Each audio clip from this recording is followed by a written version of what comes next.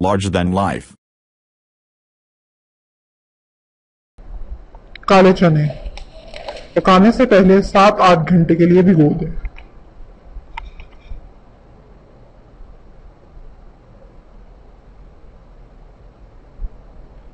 2 अदद प्याज काट लें और शामिल कर दें।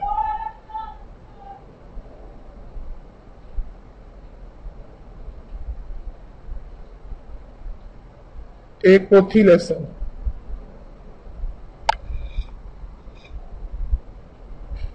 4 से 5 हरी मिर्चें, आधा कप घी, लाल मिर्च, नमक, हल्दी हस्बे जायका, आधा लीटर पानी। 20 से 30 मिनट तक पकाएं।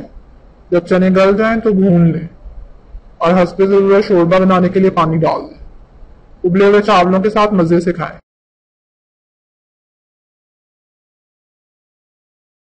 Thanks for watching.